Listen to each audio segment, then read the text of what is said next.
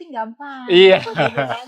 Karena tinggal jualan, Betul. terus bikin konten. Iya, udah. Gitu. Habis itu berharap bisnisnya meledak. Betul.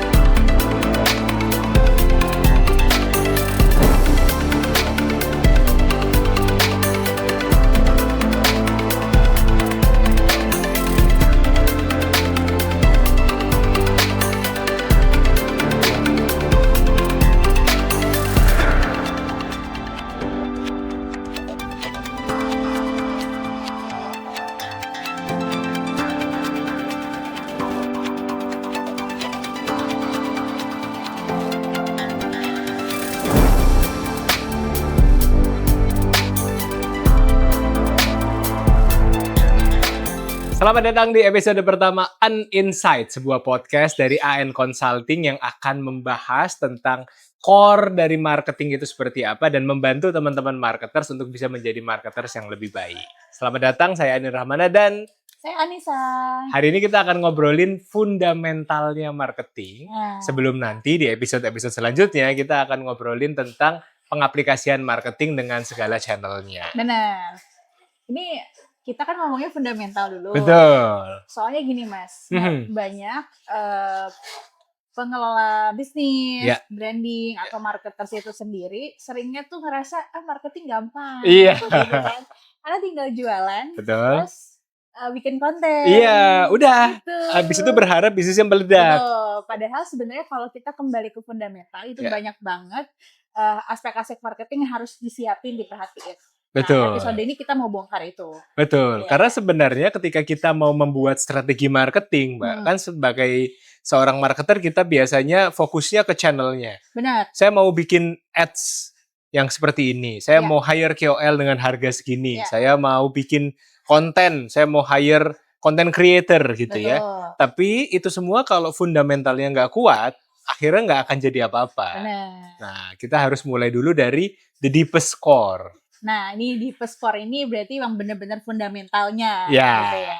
Nah, kalau kita ngomongin di core nih, Mas, Mhm. sebenarnya ini mungkin banyak yang bilang ini teorinya udah lama, Iya. udah usang gitu ya. Uh-uh. Tapi sebenarnya ini paling inti kalau kita mau jadi marketers. Betul. Termasuk mungkin ini bukan cuma untuk para pengelola bisnis yang udah besar gitu ya, tapi juga teman-teman yang baru mulai di marketing. Justru. Jangan mulai dari yang teknikalnya aja. Betul. Tapi mulai juga dari yang inti.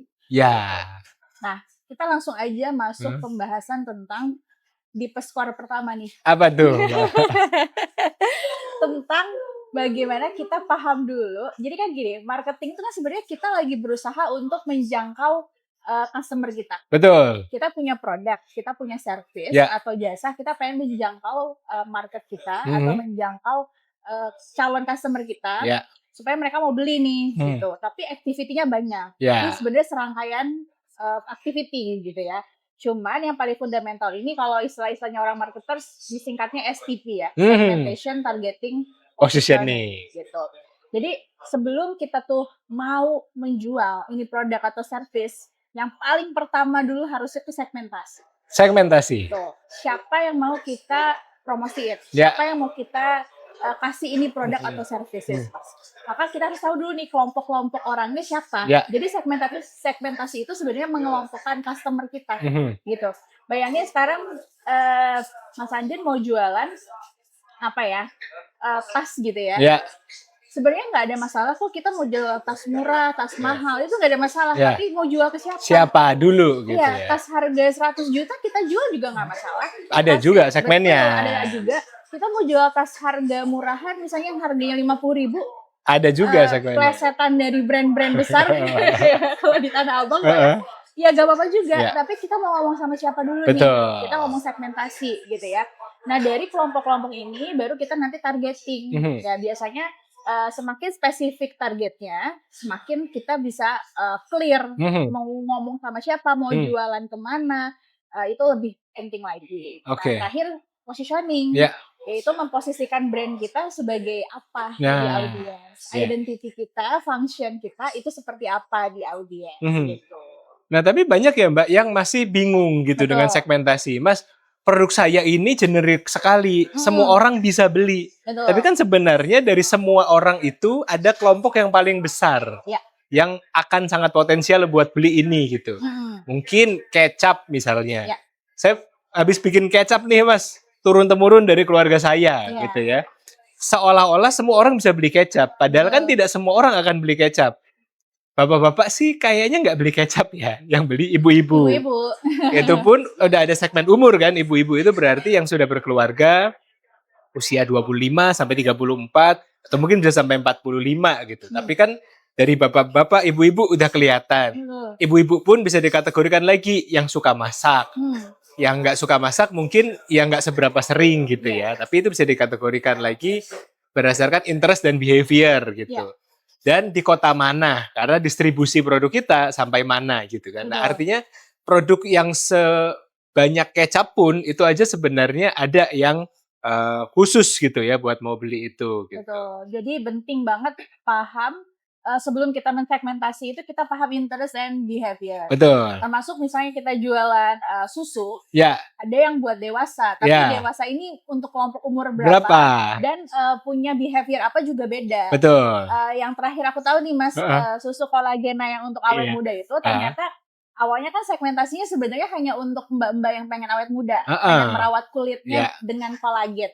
Ternyata sekarang udah masuk segmentasi baru, yaitu buat laki-laki dewasa juga. Oh, jadi gitu. Ada kelompok utama, mbak-mbak dulu, sekarang udah mulai bergeser nih. Udah mulai bergeser komunikasinya mereka, karena mereka punya targeting baru, punya segmentasi dan targeting baru, jadi mereka udah ngomong sama bapak-bapak bahwa yang butuh kolagen itu ternyata bukan mbak-mbak doang, bapak-bapak juga butuh. Ini kalau udah mulai ada garis-garis ini nih kayaknya, kalau nggak mau botox dulu, kolagen dulu lah ya, mending ya. Aja. Nah, jadi ternyata dia udah mulai mensegmentasi ke sana, targeting ke sana, dengan membicarakan bahwa laki-laki dewasa itu juga, kolagen itu juga fungsinya untuk tulang, jadi bukan cuma untuk kulit. Gitu, nah, jadi sebenarnya kalau kita kembali ke segmentasi, kadang-kadang kan orang salah kaprah gitu ya.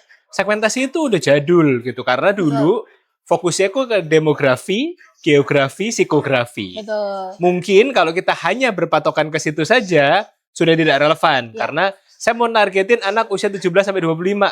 Yang satu suka ngaji, yang satu suka dugem gitu kan ya. Jauh banget ya. Agak jauh gitu. Nah, tapi kalau kita lengkapi, usia tetap meskipun sekarang bisa jadi ada segmen usia yang lebih lebar gitu ya. Lokasi tetap karena berhubungan dengan distribusi produk kita. Psikografi udah mulai kelihatan orangnya suka apa gitu, tapi kita tambahkan dengan interest dan behavior ya. Jadi ini adalah untuk orang yang setiap hari naik KRL. Betul. Karena pasti low back pain ya sama sering stres ya gitu. Jadi butuh nih susu buat kolagen misalnya gitu untuk tulang dan kulit. Jadi kita harus paham behavior seperti apa dan nanti behavior itu baru nanti akan kita aplikasikan ke platform-platform digital. Betul. Saat kita bikin konten ataupun saat kita mau targeting ads. Betul. Ya. Betul. Jadi nggak bisa general aja karena kalau misalnya ada pepatah gitu ya di marketers itu adalah mentarget semua orang artinya kamu tidak mentarget siapapun. Gitu. Ya. Nah, jadi harus tahu dulu nih siapa yang beneran mau beli event vitamin atau jasa, itu semuanya sebenarnya punya target market utamanya. Dan jangan terlalu serakah gitu ya, bahwa saya mau mentarget semua orang, tapi akhirnya kita tidak dapat siapapun. Nah, itu segmentasi, habis itu targeting kita persempit, baru habis itu dari situ kita tahu positioningnya kita di mana gitu ya. Nah, positioning ini yang makanya jadi keunikan, jadi kekhasan. Sebelum kita mengeksplor keunikan kita dan segala macam, kita juga perlu tahu tadi segmentasi targeting kita tuh sama siapa gitu. Kita ambil di industri make up ya Mas. Lokal nih banyak banget dan sekarang bagus-bagus gitu ya. Nah, saya nggak tahu tuh make up-an tuh. Ini biar wawasan ya. Ya, ada yang mungkin menekankannya ke halal karena waktu itu kayak Wardah dia lahir memang untuk mentarget muslimah gitu ya. Tapi memang sekarang halal itu masih jadi positioning cuman diperlebar, maksudnya bukan halal yang dalam arti kata persempit eksklusif ya, tapi every single person sebenarnya bisa pakai itu. Ada yang mungkin lebih kepada positioningnya adalah yang make up for everyone gitu, mau kulitnya agak gelap, agak cerah, kulit orang Indonesia kan macam-macam gitu masuk gitu, karena ada beberapa make up yang mungkin dari luar itu nggak cocok ke Indonesia, maksudnya tone colornya segala macam gitu. Ya. Nah itu ngomongin positioning. Oke. Dengan siapa kita ngobrol, dengan siapa ini produk akan nyampe, maka positioning itu juga yang harus nyampe. Betul. Gitu. Agar di benak orang yang kita targetkan ini, itu apa nih yang mereka pikirkan tentang Iya, kita gitu betul, ya. Jadi betul. ketika mereka concern sekali dengan halal, bahwa make up halal, wadah Iya. gitu ya. Make up for everyone, yang lain lagi Iya. gitu. Nah itu penting ketika kita sudah tahu segmentasinya, maka positioning kita di benak mereka itu siapa. Betul. Gitu. Sebuah minuman isotonik misalnya, targetnya adalah untuk orang-orang yang sporty, Iya. sporty yang kau minta. Nah itu Keluar nih jokes bapak-bapaknya.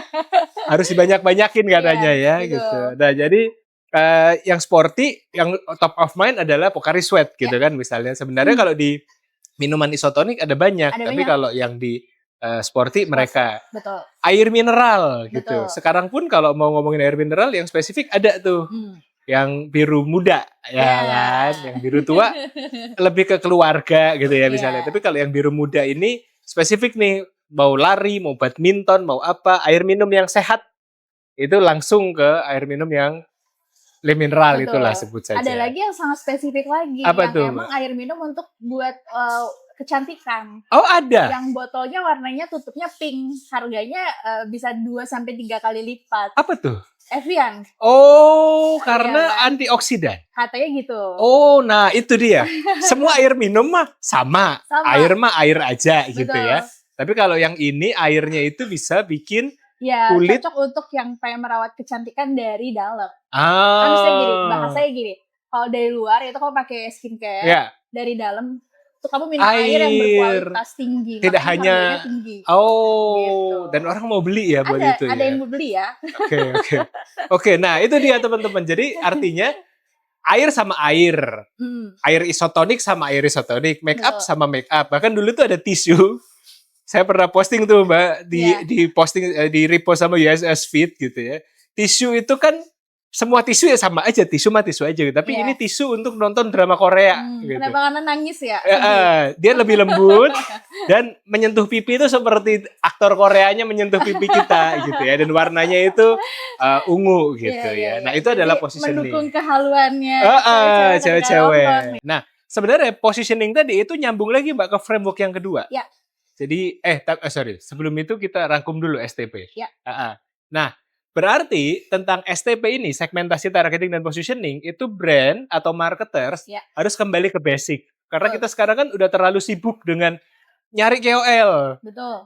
Update tren apa gitu ya, tap in apa yang lagi baru gitu. Tapi back to fundamental, STP-nya harus clear dulu. Karena kalau enggak, komunikasi yang mau kita sampaikan jadi nggak jelas. Betul. Tapi ketika kita mentarget, yang pertama, an insight, yang pertama yang bisa teman-teman bawa pulang hari ini adalah kalau mau mentargetkan di segmentasi, jangan hanya berdasarkan umur dan jenis kelamin atau lokasi, tapi juga harus mentargetkan behavior dan interest. Nah, itu dia yang pertama yang bisa teman-teman langsung aplikasikan mulai hari ini. Rethinking lagi apakah brand kita itu sebenarnya sudah mentargetkan segmen yang tepat atau belum. Betul. Kita lanjut ke turunannya. Ya. Jadi kalau tadi kita udah ngomongin positioning cukup banyak. Ya. Ada yang juga harus dipikirin adalah differentiation and brandnya sendiri. Gitu. Karena positioning, differentiation itu nanti akan menciptakan brand gitu ya. Karena tadi kita sudah tahu positioning kita apa. Ya. Bang buat KPR, Bang BTN, orang udah langsung inget gitu ya. Bang buat online shop gitu ya, itu udah langsung spesifik gitu. Nah, jadi ketika teman-teman sekalian sudah menentukan positioningnya apa, harus diturunkan jadi diferensiasi. Apa yang membedakan kita sama yang lain? Ya. Kenapa kok Bang buat KPR itu Bang BTN? Karena pilihan produk KPR-nya banyak. Itu yang membedakan jadi diferensiasi. Kenapa mobil keluarga itu Innova? Karena kursinya nyaman, muat banyak, luas, dan minim goncangan. Betul. Gitu ya. Jadi cocok buat mudik. Betul. Apalagi habis ini kita mau mudik ya. Nah, jadi ketika kita sudah ingat positioning kita apa, kita harus define apa yang membedakan kita sama yang lain. Betul. Itu yang kita turunkan jadi differentiation. Ya, ini sebenarnya juga relate sama apa yang pernah kita kerjakan untuk salah satu klien ya. Kita waktu itu pernah bantuin LPTUI di dalam mendefine STP dan PDB-nya sebenarnya. Awalnya mungkin yang kepikiran adalah dari internal pengen rebranding gitu ya. Tapi sebenarnya yang dibutuhkan paling inti adalah positioningnya. Iya. Dan setelah kita research gitu ya, ternyata LPTUI ini sebagai lembaga yang tahu banget tentang manusia, karena dia applied psychology. Dan inti dari psikologi itu adalah human. Kita mereframe lagi, merepositioning lagi bahwa LPTUI ini sebagai the human center expert. Yang itu sangat beda dengan consulting lain. Kalau consulting lain itu mungkin kebanyakan mereka mengasih training, skill, organization development dan sebagainya, itu basically adalah manajemen, bisnis. Tapi kalau LPTUI ini bukan manajemen, bukan ekonomi, tapi benar-benar mengerti humans. Jadi kalau misalnya Mas Andin punya bisnis dan consultingnya sama LPTUI, ya akan punya frameworknya adalah dari psychology dulu, dari human-nya dulu. Mau organization development itu juga dari human-nya dulu. Nah jadi artinya positioning ini akhirnya ketika positioning udah clear, kuat, kita bisa menentukan perbedaan kita sama yang lain. Betul. Gitu. Karena kita dibandingkan sama manajemen consulting yang lain, itu kita basicnya adalah psikologi core-nya. Jadi kita bukan profit oriented, meskipun memang untuk mengenerate profit, kita akan menuju ke sana gitu ya. Tapi core-nya adalah human. Betul. Nah itu dia. Jadi ketika kita pun mengaplikasikan ini ke klien-klien kita rethinking lagi nih. Segmentasi kita siapa? Company-company yang butuh growth gitu ya. Untuk yang segmen B2B. Dan kita juga punya segmen B2C untuk orang-orang yang pengen konsultasi. Betul, itu juga ada sebagai counseling ya. Betul, dirinya sendiri maupun anak-anaknya gitu. Tapi kita semua sebagai si paling human gitu ibaratnya. Paling human nih. Ini kita adalah si human center expert. Karena mungkin yang lain hanya tahu sebagian, hanya tahu sebagian kecil, tapi kita paling tahu tentang manusia. Nah, itu dia. Jadi LPTUI kita angkat sebagai the human center expert gitu. Betul. Kemarin ada juga ya Mbak sebuah kampus gitu ya misalnya. Betul. Karena kalau misalnya kita ngomongin kampus ya Mas, hampir semua kampus punya kok jurusan manajemen, akuntansi dan segala macam. Termasuk kampus yang kita handle juga ini gitu ya. Universitas ini apa bedanya? Di awal-awal mungkin kita masih ngomongin yang agak general ya, future. Tapi lama-lama kita akhirnya jadi clear bahwa apa sih perbedaan kampus ini dengan kampus lain? Ternyata ada satu hal yang ini paling ngebedain itu adalah persiapan karirnya yang dari semester 1. Itu dia. Betul. Kalau mungkin banyak kampus baru persiapannya di akhir-akhir semester, mungkin semester 5, 6, 7, 8. Ini sejak semester 1 udah diperkenalkan dengan industri, udah dibentuk skillnya, knowledge-nya, profesionalitasnya, jadi lebih ready lah. Jadi future ready skills atau future ready kampus itu beneran ada di kampus ini sebagai positioning dan differentiation. Betul. Dan dia akhirnya jadi future profesional, sudah disiapkan untuk menuju ke sana sejak semester 1.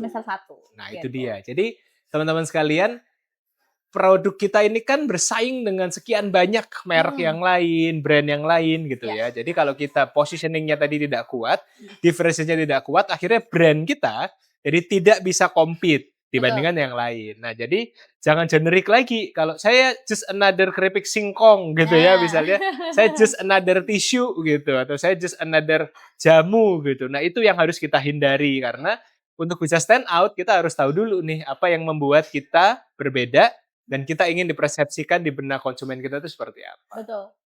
Itu dia, STP PDB. Jadi kalau mau mencari P, an insight yang kedua yang bisa teman-teman bawa pulang adalah positioning itu harus kembali ke identity-nya. Core kita itu apa? LPTUI tadi core-nya adalah human, maka identity-nya akan membentuk LPTUI sebagai the human center expert. Sebuah kampus tadi UNU itu identity-nya adalah future. Ya, maka dia akan menjadi future focus university yang akan menyiapkan mereka menjadi future professional sejak semester 1. Nah, kalau teman-teman bingung, kembali ke identitasnya, kita itu sebenarnya apa, biar nanti bisa dibawa untuk menciptakan positioning, differentiation, dan membentuk si brand itu sendiri. Oke. Kita lanjut, Mbak. Lanjut. Ini yang paling aku suka sebenarnya, pembahasan tentang fundamental marketing yang ketiga ini. Yang kita sebut dengan marketing mix, Mas. Kenapa aku suka banget? Karena banyak yang salah kaprah bahwa memandang marketing itu hanya promosi. Padahal promotion itu hanya part of 1P hanya aja, dari 1P aja dari 4 atau 7 sebenarnya, gitu ya.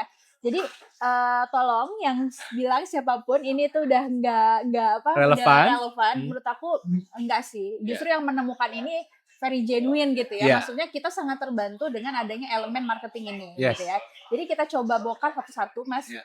Yang paling pertama itu sebenarnya adalah kita ngomongin price dulu. Yes. Mending ngomongin produk dulu aja ya.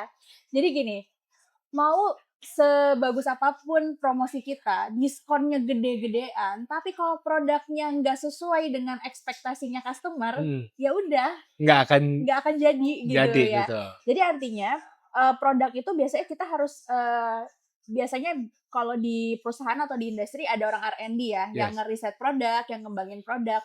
Nah, sebagai marketers kita juga harus terlibat di situ. Memang produk yang mau saya sampaikan ke market itu apa sih sebenarnya, kayak gimana kualitinya dan segala macam.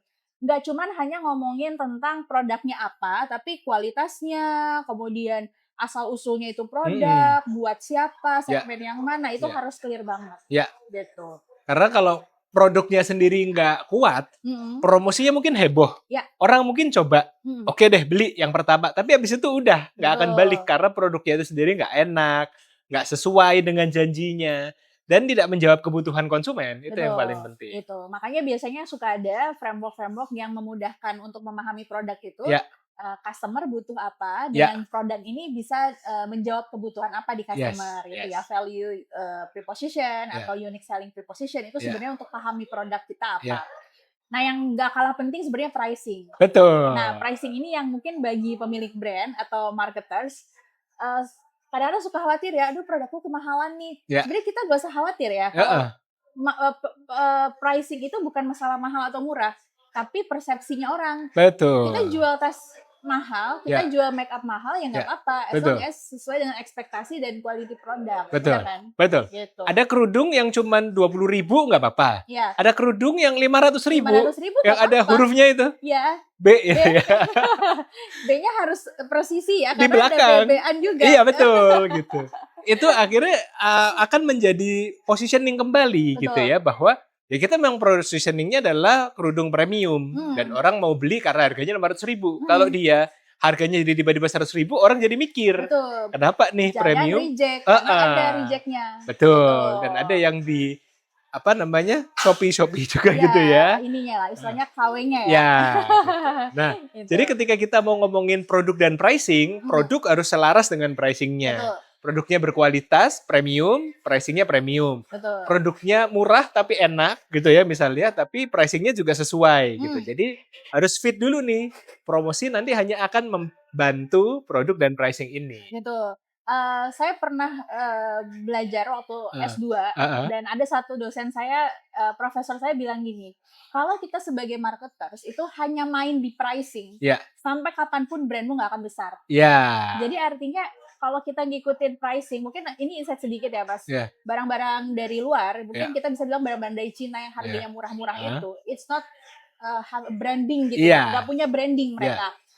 Gimana akhirnya ya susah untuk bersaing. Jadi akhirnya ya udah persaingannya hanya di harga. Adu murah aja terus gitu. Tapi kalau kita punya branding, kita punya jelas pricing kita, produk kita, promosi kita clear, itu nanti akan beda cerita. Jadi high level lagi gitu.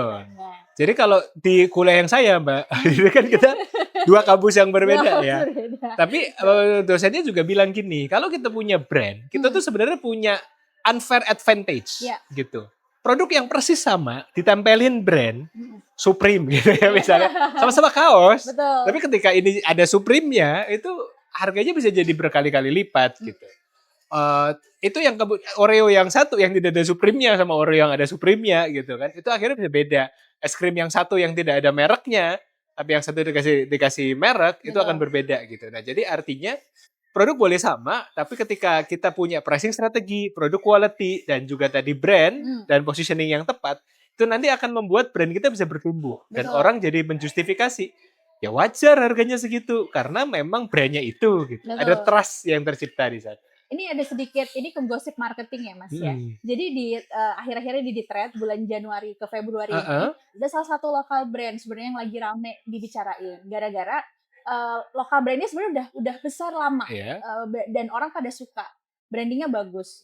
Suatu hari ketahuan bahwa ternyata itu produknya ngambil dari Cina. Oh, cuma Jadi, dilabelin ya doang. white label. Jadi bukan produksi lokal, tapi selama ini mereka bilang bahwa ini Bikin local sendiri. pride dan ini branding.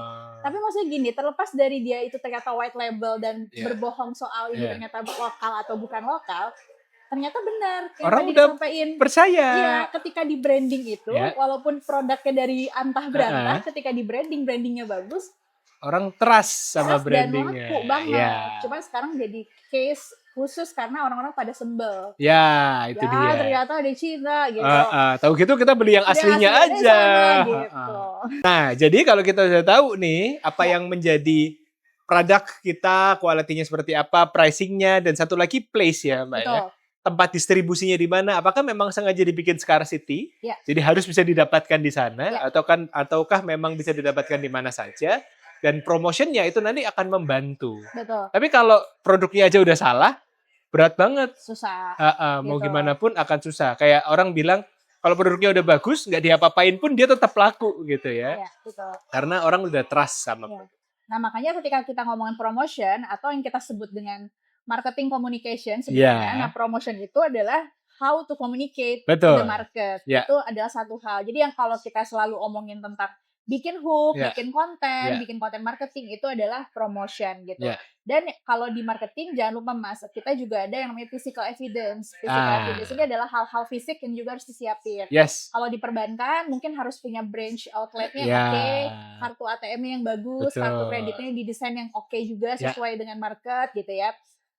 Kemudian prosesnya cepat kalau kita mau pakai jasanya mereka, nggak beribet gitu ya. Kalaupun pakai aplikasi itu memudahkan, bukan malah jadi lambat ketika pakai aplikasi. Dan terakhir juga yang paling penting people.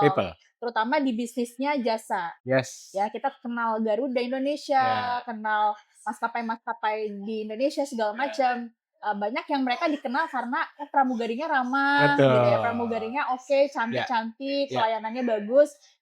Kemudian kalau kita ke kafe, people-nya itu adalah mbak-mbak baristanya atau baristanya oke, itu bisa bikin customer juga jadi seneng. Betul. Tapi kalau tadi kembali, people-nya oke nih, penampilannya oke, ramah. Tapi kalau dia delay 5 jam, kejebak di pesawatnya, itu kembali ke produk ya. Atau service yang mau dia tawarkan. Makanya nggak bisa salah satu aja. Betul. Harus ke-7 elemen ini menyatu. Gitu, yang harus dipikirin. Betul. Jadi kan kadang-kadang ada orang-orang yang ketipu food blogger gitu ya, ketipu influencer gitu, ketipu KOL. Tempat makan direkomendasikan apa luar biasa, udah keren banget seolah-olah gitu ya, tapi begitu didatengin rasanya nggak enak. Petugasnya judes gitu kan, nunggunya lama. Itu secara 4P dan 7P-nya udah nggak dapet. Jadi promosi belum ready. Betul, promosi seperti apapun juga nggak akan bantu. Itu dia. Jadi teman-teman sekalian, insight yang ketiga untuk teman-teman adalah jangan cuma mikirin how to promote, tapi internalnya dulu. Karena ibaratnya kalau cari jodoh itu bukan masalah pendekatannya, tapi kualitas diri kita sendiri dulu. Itu dia. Segala aspek marketingnya tadi harus disiapin dan dipikirin strateginya, baru kita pede untuk keluar. Mau ngomong sampai berbusa pun ya, bersilat lidah, keluar itu kata-kata ya. Tapi kalau internalnya nggak bagus, kualitas, nggak akan lanjut gitu ya. Jadi Anda yang marketer-marketer muda yang masih sendiri ya gitu ya. Jadi sama seperti mengiklankan produk atau memasarkan produk, memasarkan diri sendiri, semuanya perlu evaluasi atau bermuhasabah kepada produk kita sendiri sebelum kita bawa keluar. Yes, kita lanjut. Konsep keempat ya. Oke, konsep yang keempat itu kita ngomongin brandnya nih sekarang. Jadi prinsip pendasar dari brand itu sebenarnya mau gimana, mau diapain, itu ada di brand equity. Jadi brand equity ini konsepnya adalah brand itu harus mikirin gimana produk dan servisnya dia itu bisa sampai ke level yang paling tertinggi Mas dari brand equity, yaitu resonate. Jadi kalau udah di level resonate itu artinya customer itu sudah merasa brand itu bagian dari hidupnya. Kalau misalnya Mas Andin pengguna Apple, ganti ke selain Apple gitu, mau nggak? Nggak mau ya. Kayak udah ya pokoknya ini gitu ya. Bahkan kalau bisa nambah varian produk lain kita nambah lagi gitu ya. Nah itu ada contoh dari resonate gitu. mungkin kalau mbak-mbak apa namanya suka make up atau MUA tuh itu kalau nggak pakai Dior, Waduh. highlighter itu nggak Iya. pakai Dior gitu kayak kurang gitu Hmm. ya, belum make up nih gitu. Nah itu udah sampai ke level resonance. Nah tapi kita ngomongin brand equity itu dari bawah dulu mungkin ya. Betul. Jadi kalau misalnya digambarkan dia bentuknya kayak piramid. Mm-mm. Yang paling dasar itu sebenarnya adalah brand Identity. betul. Nah, yang kita sering sebut-sebut, marketers itu sering sebut-sebut brand awareness, itu sebenarnya masih di level bawah, Identity. level fundamental. Ciri-cirinya apa sih? Ciri-cirinya adalah kalau misalnya Mas Andin ngelihat dari kejauhan gitu ya, ada logo bentuknya kayak M warna merah kekuningan, ngeblur. Pasti. Walaupun ngeblur mungkin kita udah lihat, oh itu McD tuh, Yeah. belok mau beli es krim, mau beli ayam gitu ya. Kita udah tahu itu bentuk identity, Yeah. jadi kita udah aware. Atau misalnya kita cek gitu ya ke customer kita, sebutin dong 5 mie yang paling kamu tahu di Indonesia, 5 disebut, brand kita ada di situ, orang udah aware. Nah itu sebenarnya brand awareness, tapi itu masih level terendah dari brand equity gitu. Nah tadi itu brand awareness tuh level paling rendah sebenarnya Mas. Selanjutnya nanti ada brand meaning, ada brand judgment, sampai ke dalam resonance gitu ya. Nanti mungkin kita akan bahas di episode selanjutnya ya tentang brand equity karena ini juga hal penting bagi marketers gitu. Tapi intinya mungkin insight-nya adalah jangan sampai kita sebagai marketer puas sampai di level brand awareness. S3 marketing, viral marketing, sesuatu yang rame-rame sekarang ini itu hanya ada di level bawah. Betul. Belum sampai ke atas. Betul. Orang sekedar tahu tapi belum memutuskan untuk selalu pakai produk kita gitu ya, karena belum merasa produk kita itu serelate itu sama hidup mereka. Nah itu nanti akan ngobrolin value, akan ngobrolin kecocokan dan akan kita bahas di episode selanjutnya. Betul. Nah tapi artinya buat teman-teman sekalian, jadi kalau mau di brand equity tadi jangan cuman puas hanya di brand awareness. Betul. Oke. Yang terakhir itu adalah brand archetype. Gampangannya gini ya Mas, kita brand itu ibarat orang, punya identity. Orang itu ada yang kalau misalnya dia perannya sebagai guru, dia harus ada ketegasan, tapi harus ngebimbing gitu ya. Nah itu ada tuh karakteristiknya. Ada juga brand orang itu mungkin ada yang harus lemah lembut, nggak boleh berkata kasar gitu ya. Dia harus penyayang gitu ya. Ada juga mungkin yang orang itu sporty gitu ya. Dia hobinya advantage gitu ya, hobinya adventure. Nah, brand-brand itu juga harus punya identity. Kenapa? Biar bisa dipersonalize gitu ya. Biar ketika ngobrol sama customer-nya dia nyambung. Kalau brand kamu adalah brand sport, adventure, berarti identitinya harus seperti itu juga gitu. Nah, itu dia brand archetype yang kadang-kadang kita pengennya ya pokoknya saya keren gitu. Nah kerennya itu yang kayak gimana? Ya kan? Karena kan kita kalau pengen relate dengan orang atau admire someone, itu kan kita admire personality-nya gitu kan. Yang kita beli itu karakternya dia gitu. Jadi brand pun bisa berkarakter. Belakangan ini ada sebuah brownies gitu misalnya ya. Gen Y banget tapi menuju Gen Z sekali gitu ya. Di Twitter, di X dia punya personality atau karakter yang gaul, sekarang. Yang seru gitu. Ada sebuah brand TV juga gitu belakangan ini dia tetap tegas gitu ya, tapi bucin sama si brownies itu gitu. Nah artinya kan kalau kita tidak punya karakter, kita hanya akan kembali lagi dinilai sebagai just another brand di bidang yang sama gitu. Tapi orang itu suka kok sebenarnya dengan warna dari setiap brand, dengan gaya gitu, yang akhirnya saya relate nih sama yang ini gitu. Itu yang nanti akan membantu kita menciptakan resonance di brand equity tadi. Nah ini makanya penting kita paham segmentasi tadi, targeting tadi supaya kita tepat juga personality-nya. Kalau brand kita misalnya lebih mengedepankan keilmiahan, kita udah kayak ilmuwan, ya mungkin nggak cocok ya pakai bahasa yang kayak Amanda, Panasonic gitu, sebut merek kalau Toshiba. Kayak Toshiba ini yang agak tengil karena dia harus mempertahankan ketegasan dan keilmuannya. Betul. Nah artinya kita harus tahu juga tadi kan audiens yang mau kita sasar seperti apa, kembali back to basic, segmentasinya ke siapa, gaya ngomongnya seperti apa gitu ya. Kalau sampai zaman sekarang kan sarung gajah duduk tidak akan lepas dari seorang bapak-bapak yang sering naik lorong waktu itu kan ya. Gitu. Jadi itu sarung gajah duduk apa sarung apa ya? Ad- Atlas. Pokoknya munculnya pas Ramadan aja. Iya gitu ya. Sama promah gitu kan ya. Nah jadi artinya kalau kita memang ingin ngobrol sama sesama bapak-bapak, ya kita jangan jadi anak muda. Betul. Tapi kalau kita pengen ngomong sama anak muda, ya jangan jadi bapak-bapak Betul. gitu ya. Nah itu dia yang kemudian bisa kita personalisasikan nanti ketika kita akan bikin konten dan seterusnya. Tapi tadi dari STP, PDB, 7P, 4P, brand equity sampai ke brand archetype itu nyambung semuanya ya. Betul, betul. Dan kalau kita udah matang di situ, mau bikin campaign digital, KOL, ads, event, semuanya akan nyambung. Betul, betul. Jadi untuk para marketers, jangan loncat langsung ke promotion aja yang Betul. dipikirin, tapi ke semua fundamental marketing ini juga harus dipikirin. Iya, Strateginya. itu dia. Nah, teman-teman sekalian, seru banget obrolan kita di episode yang pertama ini. Tapi kita tadi sudah punya 5 insight yang bisa kita bawa pulang. Yang pertama, jangan hanya mengelompokkan audiens berdasarkan segmentasi umur dan jenis kelamin saja. Tapi sekarang kelompokkan berdasarkan interest dan behavior. Yang kedua, positioning brand harus kembali ke identity, jangan menyalahi kodrat kita, ya, dan akan dikembalikan ke situ biar orang bisa posisikan kita dengan tepat. Yang ketiga, jangan mikirin how to promote saja, karena promotion itu hanya 1P dari 7P, dan kita harus siapin 3P sampai 6P yang lainnya. Yang keempat, Mbak?